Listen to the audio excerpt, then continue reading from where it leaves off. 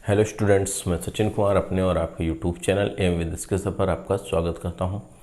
हम लोग intermediate physics का चैप्टर पढ़ रहे थे, प्रकाश की प्रकृति तथा हाइगेंस की तरंगिका का सिद्धांत।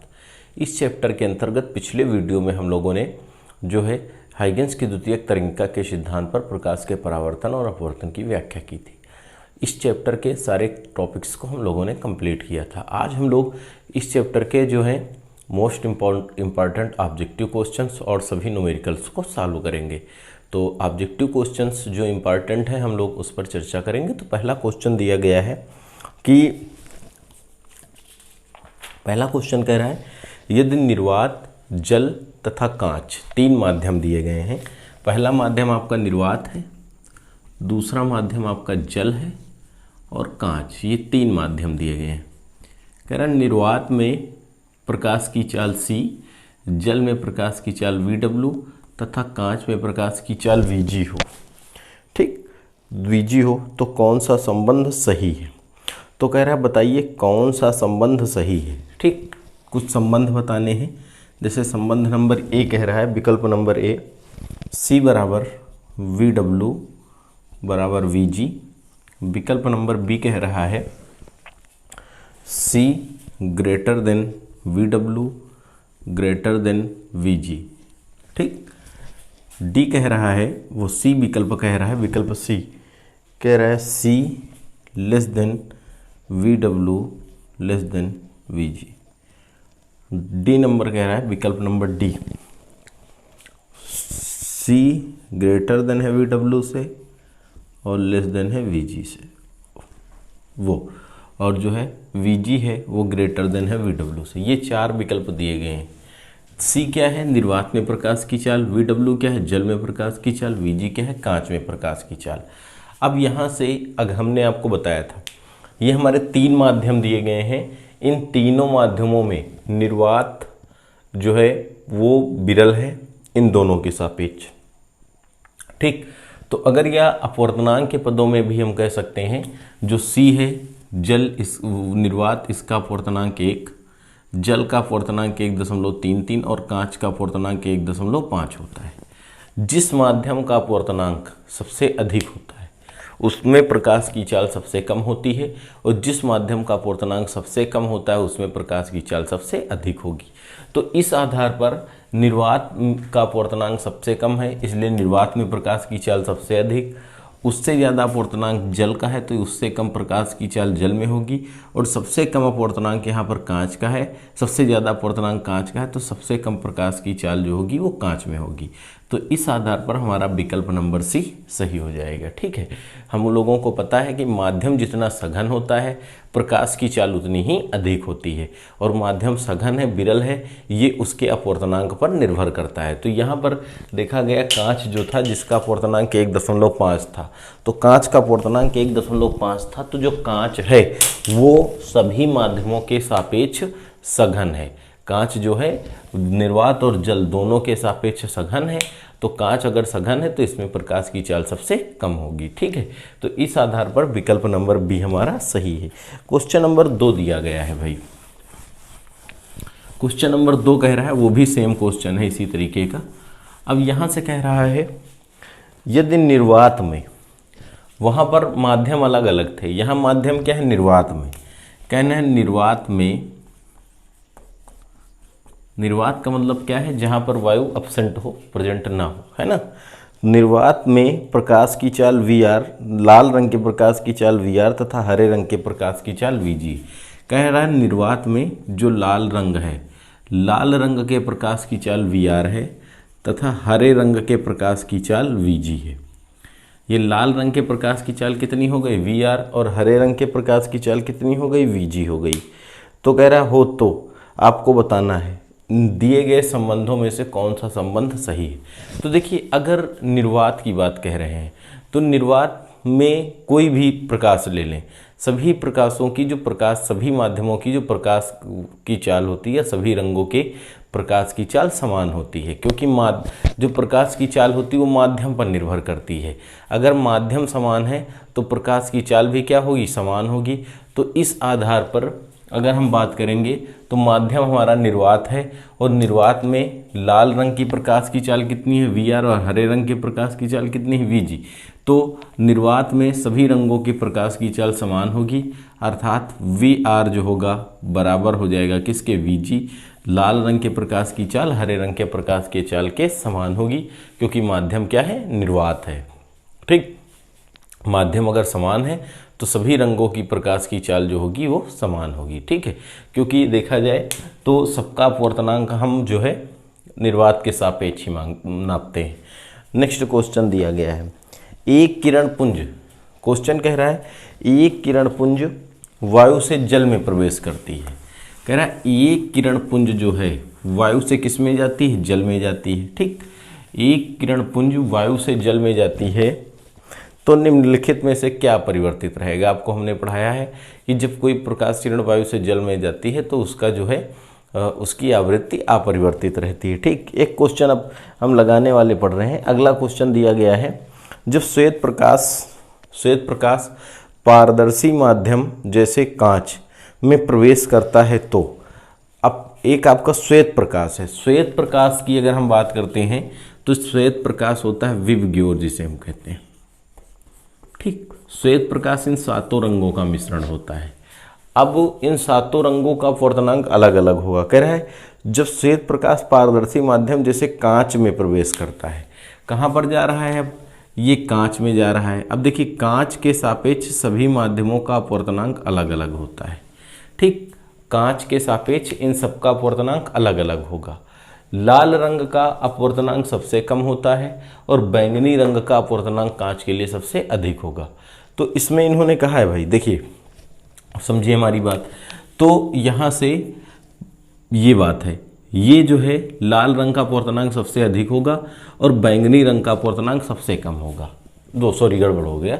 ये बैंगनी रंग का अपवर्तनांक कांच के लिए सबसे अधिक, ठीक, सबसे अधिक होगा, और लाल रंग का जो अपवर्तनांक है सबसे कम होगा। ये अपवर्तनांक की बात है, अपवर्तनांक सबसे कम। देखो अभी हमने पहले क्वेश्चन में बताया है, जिसका अपवर्तनांक सबसे कम उसमें प्रकाश की चाल सबसे अधिक। तो जो लाल है, लाल रंग का अपवर्तनांक जो होता है, लाल रंग का जो अपवर्तनांक होता है वो कांच के लिए कम होता है, इसलिए लाल रंग में प्रकाश की चाल सबसे अधिक होगी। अगर विवग्योर में पूछा जा रहा है कांच के लिए, तो कांच के लिए लाल रंग का अपवर्तनांक सबसे कम होता है, इसलिए कांच में लाल रंग के प्रकाश की चाल सबसे अधिक होगी। अब इन्होंने क्वेश्चन में क्या कहा है, सभी तरंग दैर्ध्य एक ही चाल से चलेंगी, सबसे दीर्घ तरंग दैर्ध्य अधिकतम चाल से चलेगी, सबसे लघु तरंग दैर्ध्य अधिकतम चाल से चलेगी, सबसे दीर्घ तरंग दैर्ध्य न्यूनतम चाल से चलेगी। तो देखिए भाई, अभी हमने यहाँ से कहा लाल रंग का अपवर्तनांक कम होता है, इसलिए लाल रंग के प्रकाश की चाल सबसे अधिक होती है। तो और जो तरंग दैर्ध्य की अगर हम बात करें तो तरंग दैर्ध्य के लिए लाल रंग की तरंग दैर्ध्य सबसे अधिक, लाल रंग की तरंग दैर्ध्य सबसे अधिक होती है, और यहाँ पर लाल रंग के प्रकाश की चाल कही गई है अधिक है, तो यहाँ से क्या हो जाएगा, दीर्घतम तरंग दैर्ध्य के प्रकाश की चाल जो होगी वो सबसे अधिक हो जाएगी, अर्थात विकल्प नंबर 2 हमारा सही होगा। ये क्वेश्चन नंबर हमारा 4 था। क्वेश्चन नंबर 5 दिया गया है, इसी पर आधारित है। कह रहा है निम्नलिखित में से किस रंग के प्रकाश की चाल जल में सर्वाधिक होगी। अब रंग कौन कौन से दिए हैं, लाल दिया गया है, बैंगनी दिया गया है, पीला दिया गया है, हरा दिया गया है, तो कौन सा होगा भाई, लाल। लाल रंग का अपवर्तनांक सबसे कम, इसलिए लाल रंग के प्रकाश की चाल सबसे अधिक होगी। ठीक है, ये क्वेश्चन हमारा नंबर 5 था। क्वेश्चन नंबर 6 कह रहा है, क्या कह रहा है, कह रहा है वायु में प्रकाश की चाल, वायु या निर्वात में प्रकाश की चाल दी गई है। वायु में जो प्रकाश की चाल है, वायु में प्रकाश की चाल, वायु में जो प्रकाश की चाल है वो 3 × 10⁸ मीटर पर सेकंड, इसको c से दर्शाते हैं, 3 × 10⁸ मीटर प्रति सेकंड। वायु में प्रकाश की चाल 3 × 10⁸ मीटर पर सेकंड है। कह रहा है माध्यम का अपवर्तनांक, कह रहा है 1.5 अपवर्तनांक वाले माध्यम में प्रकाश की चाल होगी। 1.5 अपवर्तनांक वाले माध्यम में प्रकाश की चाल पूछ रहा है। ठीक है, तो 1.5 अपूर्णांक वाले माध्यम में प्रकाश की चाल की अगर हम बात करेंगे तो समझो भाई n बराबर 1.5 प्रकाश की चाल, किसी माध्यम में प्रकाश की चाल को हम v से दर्शाते, किससे दर्शाते, v से। फार्मूला हमने पढ़ा है माध्यम में प्रकाश की चाल बराबर, ठीक, फार्मूला हमारा क्या होता है, माध्यम में प्रकाश की चाल बराबर माध्यम में प्रकाश की चाल। एक क्वेश्चन आप विस्तार से समझिए, बाकी आपको लगाने ही है। माध्यम में प्रकाश की चाल v बराबर, ठीक, माध्यम में प्रकाश की चाल v बराबर निर्वात में प्रकाश की चाल, निर्वात में प्रकाश की चाल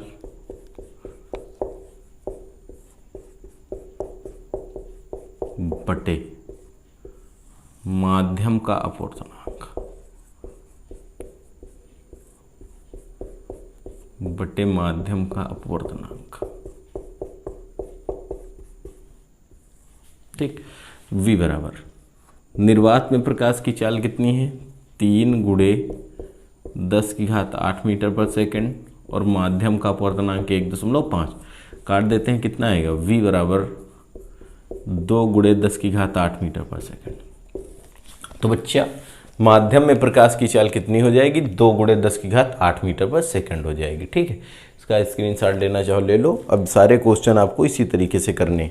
एक क्वेश्चन नंबर 7 दिया गया है, क्वेश्चन नंबर 7 आप समझिए, ये क्वेश्चन नंबर 6 था।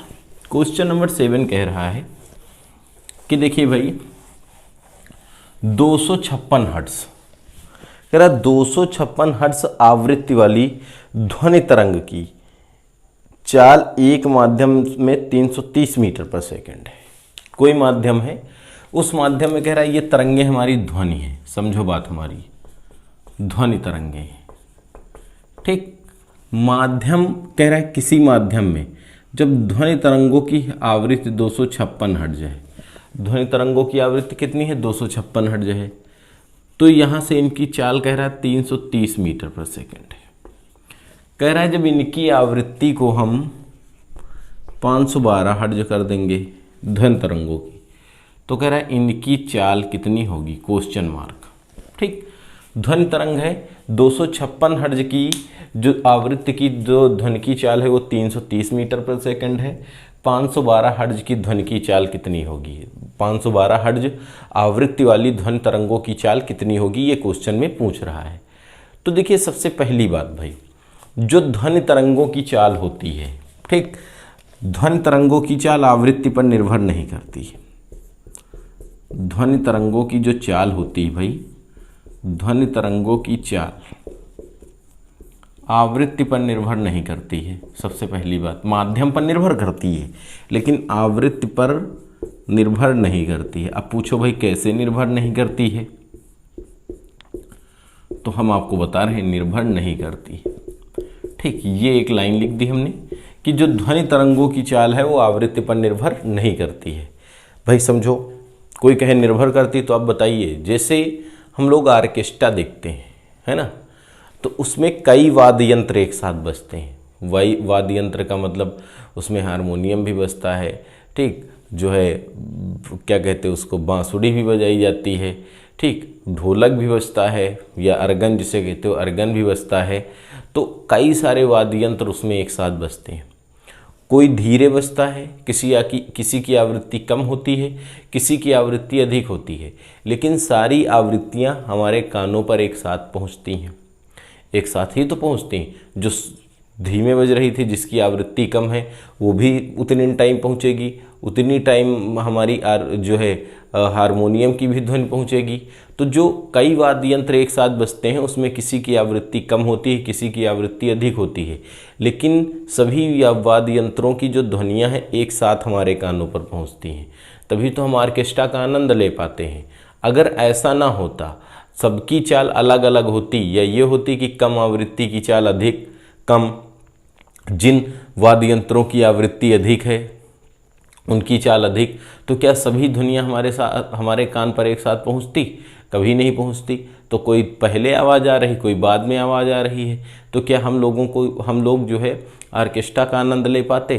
नहीं ले पाते। ठीक है, तो सभी प्रकार की ध्वनियों की चाल जो होती है, अगर आवृत्ति, ये आवृत्ति पर निर्भर नहीं करती है, आवृत्ति कम है या अधिक, इन सब की चाल एक होगी, इसलिए ये सभी एक साथ हमारे कानों पर पहुंचती हैं। ठीक है, तो यहाँ से कहा जा रहा था 256 हर्ट्ज आवृत्ति की जो ध्वनि तरंगे हैं उनकी चाल 330 मीटर पर सेकेंड है। जब आवृत्ति को 512 कर दिया गया तब भी इनकी चाल जो होगी वो 330 मीटर पर सेकेंड होगी। अब कुछ लोग लगाएंगे भैया, क्या लगाएंगे, इसमें फार्मूला v बराबर n लैम्डा, जहाँ n आवृत्ति है, लैम्डा तरंग दैर्घ्य है, v हो जाएगी ध्वनि की चाल। तो तरंग दैर्घ्य नहीं दी है तो कुछ लोग तरंग दैर्घ्य को जो है वो नियत मान लेंगे, कहेंगे v अनुक्रमानुपाती n, है ना, बस लगा देंगे तो कह देंगे n है आवृत्ति यहाँ पर। ठीक है, तो यहाँ पर लगा देंगे आंसर 660 आएगा, लेकिन वो गलत है। ठीक, क्योंकि सभी प्रकार के वाद्य यंत्रों की आवृत्तियों की जो ध्वनि की चाल होती है वो आवृत्ति पर निर्भर नहीं करती है।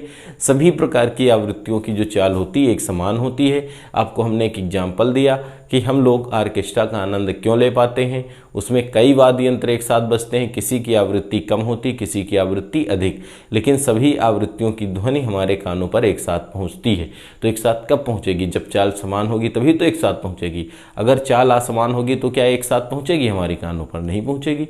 ठीक, तो उसकी भी चाल कितनी होगी, 330 मीटर पर सेकेंड हो जाएगी। ये क्वेश्चन नंबर 7 था। क्वेश्चन नंबर 8 कह रहा है भाई, ठीक, क्वेश्चन नंबर 8 क्या कह रहा है, कुछ कह रहा है। क्वेश्चन नंबर 8 हमारा कह रहा है कि एक वर्डी प्रकाश से, प्रकाश एक वर्डी का मतलब एक रंग का, ठीक, एक वर्डी प्रकाश वायु से एक माध्यम में अपवर्तित होता है, आपतित तथा अपवर्तित तरंगों की तरंग दैर्घ्य का अनुपात होगा। कह रहा एक वर्डी प्रकाश कहाँ से जा रहा है, वायु से। ठीक, एक वर्डी प्रकाश वायु से एक माध्यम में जा रहा है, इस माध्यम का अपवर्तनांक n है, इस माध्यम का अपवर्तनांक कितना है, n है। कह रहा आपतित, आपतित तथा अपवर्तित, आपतित तथा अपवर्तित तरंगों की तरंग दैर्घ्य का अनुपात बताना है, तरंगों की तरंग दैर्घ्य का अनुपात। ठीक, अब बात समझो भाई हमारी,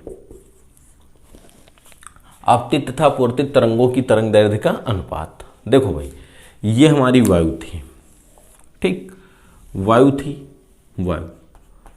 वायु से प्रकाश किरण गई, कहाँ गई, n अपवर्तनांक के माध्यम में गई। ठीक, तो कह रहा है आपतित, अर्थात आपतित कहाँ हुई, वायु में या निर्वात में, तथा अपवर्तित कहाँ हुई, n अपवर्तनांक के माध्यम में हुई। तो कह रहा है आपतित तथा अपवर्तित तरंगों की तरंग दैर्घ्य का अनुपात बताना है। ठीक है, तो देखिए प्रकाश किरण जिस माध्यम में जाती है वहाँ पर अपवर्तित होती है और जिससे जाती है उसमें आपतित होती है। तो हम लोगों ने पढ़ा है, समझिए बात हमारी, माध्यम का अपवर्तनांक बराबर माध्यम का अपवर्तनांक, अगर वायु से जा रही है तब, वायु या निर्वात से जा रही है तो हम लोगों ने पढ़ा है माध्यम का अपवर्तनांक बराबर, क्या पढ़ा है, निर्वात में प्रकाश, निर्वात या वायु में प्रकाश की तरंग दैर्घ्य, या वायु में प्रकाश की तरंग दैर्घ्य की तरंग दैर्घ्य लैम्डा बटे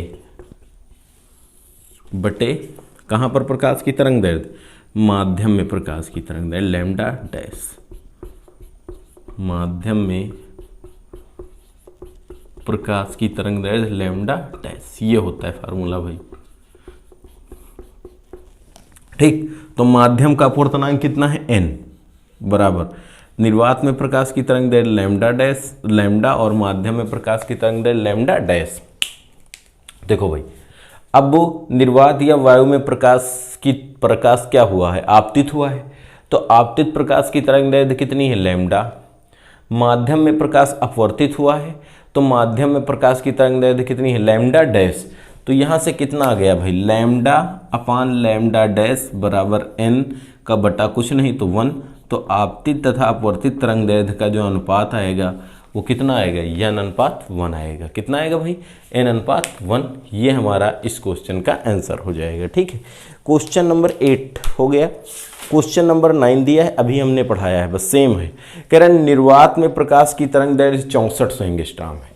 निर्वात अर्थात वायु में जो प्रकाश की तरंग दैर्ध्य है जिसको हम लैम्डा से प्रदर्शित करते हैं, निर्वात या वायु में प्रकाश की तरंग दैर्ध्य कितनी है, 6400 एंगस्ट्रॉम है। ठीक है। कह रहा है माध्यम का जो अपवर्तनांक है 4/3 है। जल का अपवर्तनांक जो n है, n का मान दिया गया है 4/3।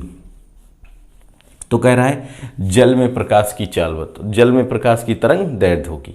तो देखो अभी हमने पढ़ा है माध्यम का अपवर्तनांक अर्थात बराबर निर्वात या वायु में प्रकाश की तरंग दैर्ध्य बटे माध्यम में प्रकाश की तरंग दैर्ध्य। अब माध्यम को हम मिटा के यहाँ पर जल लिख दें, क्या लिख दें, जल।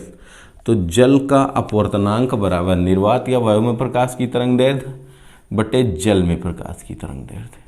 ठीक। तो माध्यम का जल का अपवर्तनांक कितना है, 4/3 बराबर, देखो निर्वात या वायु में प्रकाश की तरंग दैर्ध्य कितने की है, 6400 बटे लैम्डा डैश, काट दो भाई, 16 चौको 64, क्रॉस मल्टीप्लाई कर देंगे तो लैम्डा डैश बराबर इस 16 का 100 का गुणा 300 हो जाएगा, 16 4800 एंगस्ट्रॉम। कितना आ जाएगा, 48। जो जल होगा, जल में प्रकाश की तरंग दैर्ध्य कितनी हो जाएगी, 4800 एंगस्ट्रॉम हो जाएगी। ये क्वेश्चन नंबर 9 था। क्वेश्चन नंबर 10 सेम दिया है, वायु में, जिसका आंसर आपको कमेंट करके देना है। कह रहा है वायु में 4000 एंगस्ट्रॉम तरंग दैर्ध्य के एक वर्डी प्रकाश की किरणें जल जिसका अपवर्तनांक 4/3 है में प्रवेश करती हैं, जल में इनकी तरंग दैर्ध्य होगी। सेम क्वेश्चन है, केवल तरंग दैर्ध्य वायु या निर्वात में बदल दी गई है और वो वायु या निर्वात में प्रकाश की तरंग दैर्ध्य कितनी कही गई, 6500 कही गई है, कितनी, 4000। इसको आपको करना है, आप लोग इसका ये क्वेश्चन करके इसका आंसर हमारे कहाँ देंगे, कमेंट बॉक्स में। ठीक है। नेक्स्ट क्वेश्चन दिया गया है, सेम इसी तरीके का है। ठीक, सेम क्वेश्चन है कि 6000 एंगस्ट्रॉम तरंग दैर्ध्य की प्रकाश के लिए कांच का अपवर्तनांक 1.5 है, इस प्रकाश की कांच में तरंग दैर्ध्य बतानी। सेम क्वेश्चन है, आपको करना है। क्वेश्चन नंबर 12 दिया गया है। इस चैप्टर के क्वेश्चन बहुत आसान है। क्वेश्चन नंबर 12 क्या कह रहा है, कह रहा है 5 × 10⁻14 हर्ट्ज आवृत्ति का प्रकाश 1.5 अपवर्तनांक वाले माध्यम में चल रहा है, इसकी तरंग दैर्ध्य बतानी है। देखो भाई, जो प्रकाश है, प्रकाश की आवृत्ति दी गई है। प्रकाश की आवृत्ति को हम किससे दर्शाते हैं, न्यू से। प्रकाश की आवृत्ति न्यू बराबर है 5 × 10⁻14 हर्ट्ज। ठीक, यह प्रकाश की आवृत्ति, जो प्रकाश की आवृत्ति हो गई वो न्यू बराबर हो गई 5 × 10⁻14 हर्ट्ज। कह रहा है इसका अपवर्तनांक या आवृत्ति का प्रकाश 1.5 अपवर्तनांक वाले माध्यम में चल रहा है, इसकी तरंग दैर्ध्य। माध्यम का अपवर्तनांक दिया गया है भाई, माध्यम का अपवर्तनांक, जो माध्यम का अपवर्तनांक है वो है 1.5। कितना है भाई, 1.5। इसकी तरंग दैर्ध्य बतानी। 5 × 10⁻14 हर्ट्ज आवृत्ति का प्रकाश 1.5 अपवर्तनांक वाले माध्यम में चल रहा है, इसकी तरंग दैर्ध्य आपको बतानी है। ठीक है, तो आवृत्ति दी गई है भाई। ठीक, पहले हम माध्यम में प्रकाश की चाल निकाल लेते हैं। माध्यम का अपवर्तनांक दिया गया है तो हम निकाल लें भाई माध्यम में प्रकाश की चाल, इसलिए माध्यम में प्रकाश की चाल। तो भैया माध्यम में प्रकाश की चाल जो हम निकालेंगे वो कितनी हो जाएगी, माध्यम में प्रकाश की चाल बराबर निर्वात में प्रकाश की चाल, निर्वात में प्रकाश की चाल बटे माध्यम का अपवर्तनांक। निर्वात में प्रकाश की चाल बटे क्या हो जाएगा, माध्यम का अपवर्तनांक।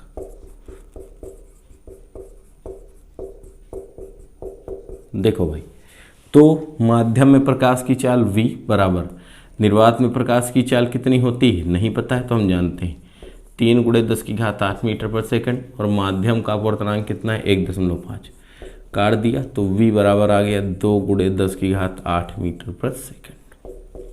ठीक, तो माध्यम में प्रकाश की चाल कितनी आई, 2 × 10⁸ मीटर पर सेकंड। आवृत्ति दी है 5 × 10⁻14 हर्ट्ज, ठीक। इसलिए अब देखो हम क्वेश्चन लगाएंगे। सूत्र क्या होगा, माध्यम में प्रकाश की चाल बराबर, माध्यम में प्रकाश की चाल v बराबर न्यू। न्यू क्या है, प्रकाश की आवृत्ति गुणे माध्यम में प्रकाश की तरंग दैर्ध्य, माध्यम में प्रकाश की तरंग दैर्ध्य।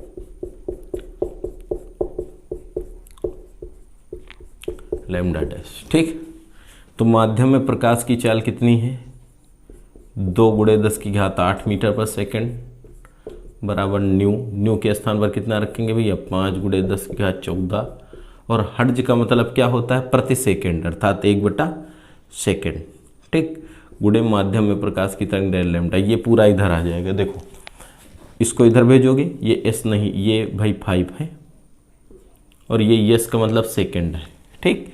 इधर भेज दोगे, ये होगा 2 × 10⁸ मीटर पर सेकंड, ठीक। वो सेकंड इधर आ जाएगा तो सेकंड से सेकंड, देखो ये मीटर पर सेकंड अर्थात मीटर बटे सेकंड, इस सेकंड से सेकंड कट जाएगा, इधर बचेगा मीटर, और वो 5 × 10⁻14 इधर आ जाएगा बराबर लैम्डा डैश, ठीक। हल करते हैं इसको। लैम्डा डैश बराबर, देखो 2 × 10, 2 इसे हम देखो ऐसे लिख सकते हैं, 2 × 10 × 10⁻7, इस 8 को हमने लिखा 10⁻7, ठीक। 10⁻14 ऊपर गया, ये हो जाएगा 10⁻−14, ठीक। नीचे प्लस था, ऊपर गया माइनस, ठीक, बटे 5, 5 दूनी 10, 2 दूना 4, लैम्डा डैश बराबर 4 × 10⁻−7 मीटर।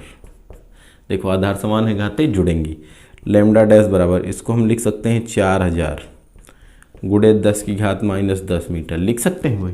देखो 3 जीरो इसमें बढ़ाया, इसमें -3 कर दिया, ठीक। 10⁻10 मीटर बराबर एंगस्ट्राम, तो लैम्डा बराबर आ जाएगा 4000 एंगस्ट्राम। तो प्रकाश की तरंग दैर्ध्य कितनी हो जाएगी, 4000 एंगस्ट्राम हो जाएगी, ठीक है। तो ये हमारे ऑब्जेक्टिव क्वेश्चन थे। अब इसी के आधार पर हम अपने न्यूमेरिकल सॉल्व करेंगे, ठीक। तो इन न्यूमेरिकल्स के आंसर जो है आपको हमारे कमेंट बॉक्स में देने हैं, क्योंकि कुछ न्यूमेरिकल्स जो हैं, जो हमने अभी लगवाए हैं, ऑब्जेक्टिव क्वेश्चंस पर आधारित है, ठीक है। तो पहला जिसे क्वेश्चन दिया है, कह रहा वायु में प्रकाश की चाल 3 × 10⁸ मीटर पर सेकंड है। वायु में जो प्रकाश की चाल है वो 3 × 10⁸ मीटर पर सेकंड है। कह रहा है यदि कांच का अपवर्तनांक 1.5 हो, जो कांच है उसका अपवर्तनांक 1.5 हो, तो कांच में प्रकाश की चाल ज्ञात कीजिए। कर सकते हो भाई, ठीक है। इसका आंसर कमेंट बॉक्स में देना। क्वेश्चन नंबर 2, हीरे का अपवर्तनांक 2 है, हीरे का अपवर्तनांक 2 है, हीरे में प्रकाश की चाल बतानी है, ये भी आप कर लेंगे। क्वेश्चन नंबर 2 भी हो जाएगा। क्वेश्चन नंबर 3 कह रहा उस पदार्थ का अपवर्तनांक क्या है जिसमें प्रकाश की चाल 2.3 × 10⁸ मीटर पर सेकंड है। सेम क्वेश्चन है। क्वेश्चन नंबर हम आपको बता रहे हैं, क्वेश्चन नंबर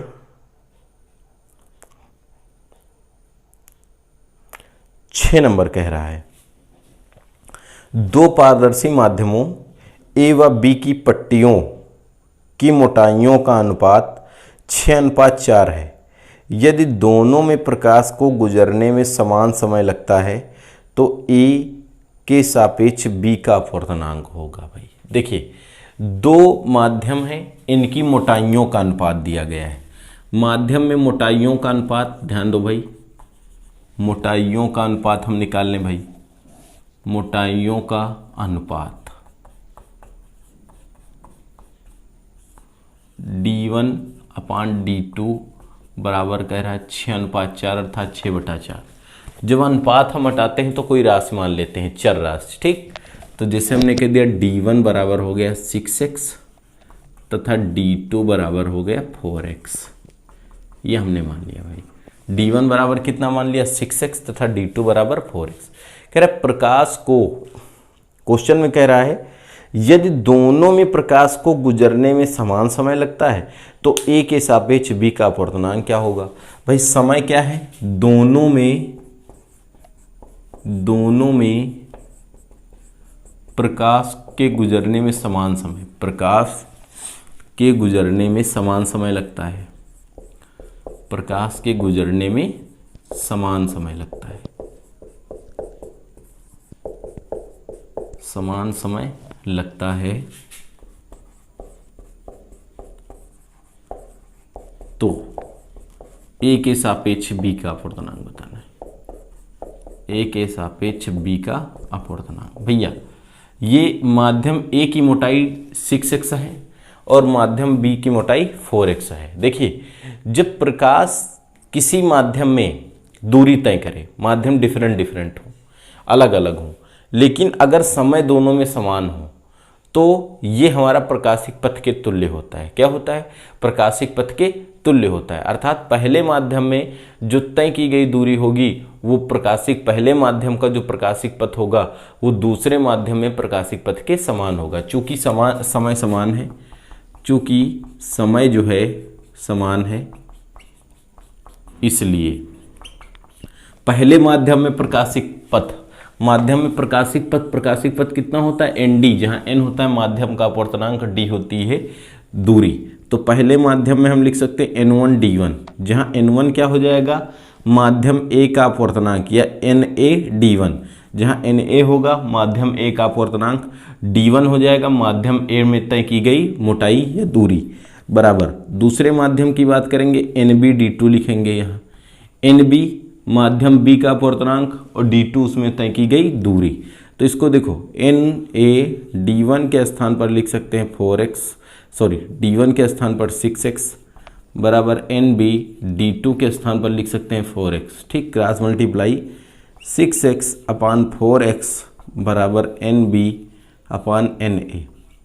x से x कटेगा, 4 एकम 4, 2 बचा, दशमलव गया 20, 4 पंचे 20। तो nb अपान na बराबर 1:5। ठीक, तो nb अपान na अर्थात माध्यम a के सापेक्ष b का अपवर्तनांक, जो बटे में होता है उसके सापेक्ष जो ऊपर होता है उसका अपवर्तनांक। तो a के सापेक्ष, माध्यम a के सापेक्ष b का अपवर्तनांक कितना होगा? 1.5। ठीक, तो a के सापेक्ष b का अपवर्तनांक कितना आएगा? 1.5। क्वेश्चन नंबर नेक्स्ट कह रहा है 1850 एंगस्ट्रॉम, कह रहा है 1850 एंगस्ट्रॉम के पराबैंगनी प्रकाश की आवृत्ति ज्ञात कीजिए। कर सकते हैं भाई। देखिए प्रकाश की जो तरंग दैर्घ्य दी गई है, क्वेश्चन नंबर कौन 6 था? 7 नंबर कह रहा है 1850 एंगस्ट्रॉम, लैम्डा बराबर दिया गया है 1850 एंगस्ट्रॉम की आवृत्ति निकालनी है भाई। ठीक है, तो लैम्डा बराबर ये 1850 एंगस्ट्रॉम हटाएंगे, 10⁻⁻10 मीटर लगाएंगे। ठीक, आवृत्ति बतानी है, आवृत्ति न्यू बराबर होता है c अपान लैम्डा, जहाँ c होती है प्रकाश की चाल और लैम्डा होती है प्रकाश की तरंग दैर्घ्य। इस क्वेश्चन को भी आपको करना है। हम आपको एक क्वेश्चन नंबर बता रहे हैं, क्वेश्चन नंबर दिया गया है आपका 12 नंबर, उससे पहले आप सभी क्वेश्चन कर सकते हैं। ठीक है, सारे क्वेश्चन हमने बहुविकल्पी में बताए हैं, आप उसी तरीके से करेंगे सारे क्वेश्चन हो जाएंगे। क्वेश्चन नंबर 12 कह रहा है 10 किलोमीटर लंबे किसी ध्रुव स्तंभ को पार करने में प्रकाश कितना समय लेगा? ध्रुव का अपवर्तनांक 4/3 है। ठीक, ध्रुव का अपवर्तनांक कितना है? 4/3। देखिए कह रहा है क्वेश्चन नंबर 12 हमारा है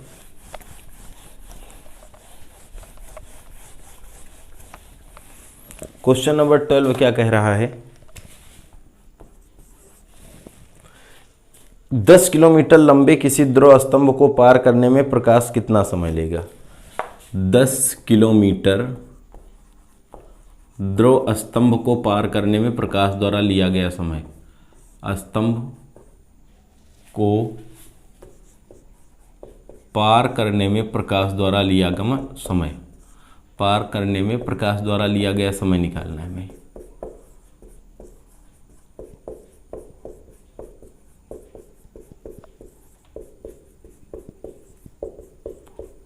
ठीक, कह रहा है 10 किलोमीटर ध्रुव स्तंभ को पार करने में प्रकाश द्वारा लिया गया समय निकालना है। ठीक, इसमें कह रहा है ध्रुव का अपवर्तनांक 4/3 है। ध्रुव का जो अपवर्तनांक है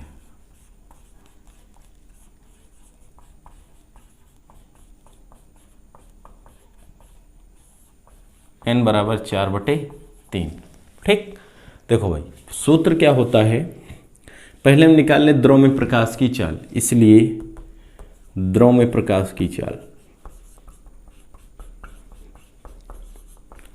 द्रव में प्रकाश की चाल बराबर कितनी होगी, v बराबर c/n, जहां c क्या है, निर्वात में प्रकाश की चाल 3 × 10⁸ मीटर पर सेकेंड बटे 4/3। v बराबर 3 पहुंच चला जाएगा ऊपर, 3 त्रिक 9, 9 × 10⁸ मीटर पर सेकेंड बटे 4, काट दिया, 4 दूनी 8, 1 बचा, दशमलव गया 10, 4 दूनी 8, ठीक है, 2 4 5 20, तो v बराबर 2.25 × 10⁸ मीटर प्रति सेकंड, 2.25 × 10⁸ मीटर पर सेकंड, ये द्रव में हो जाएगी प्रकाश की चाल। अब वो 10 किलोमीटर दूरी कितनी है, दूरी है हमारी 10 किलोमीटर, 10 किलोमीटर को मीटर में बदल लें, 10 × 10⁻³ मीटर। ठीक, दूरी आपकी d हो गई, चाल आपकी ये हो गई। समय बराबर होता है, समय बराबर दूरी बटा चाल, समय बराबर बेटा कितना, दूरी बटा चाल। दूरी कितनी है, 10 × 10⁻³ मीटर बटे चाल हमारी कितनी आई है, 2.25 × 10⁸ मीटर पर सेकेंड। मीटर से मीटर कटेगा, सेकेंड ऊपर चला जाएगा, 10 × 10⁻³ × 10⁻8 बटे 2.25, इसको डिवाइड करोगे, जो आएगा वही समय हो जाएगा। ठीक है, तो ये जो हो गए भाई हमारे इस क्वेश्चंस के आंसर हो गए, वो सॉरी 10 किलोमीटर, ये किलोमीटर हो गए प्लस होगा भाई। ठीक, ध्यान देना है, गड़बड़ हो जाता अभी। तो इस चैप्टर के सारे क्वेश्चन हमने लगभग करवा दिए जो परीक्षा में पूछे जाते हैं, जो थोड़ा टफ थे। बाकी अन्य क्वेश्चंस आप सॉल्व कर लेंगे। अगर आपको हमारा वीडियो पसंद आया हो तो हम इसे लाइक, शेयर और कमेंट करेंगे तथा हमारे चैनल को सब्सक्राइब करेंगे, जिससे आपको आने वाली वीडियो की नोटिफिकेशन प्राप्त हो जाए। धन्यवाद।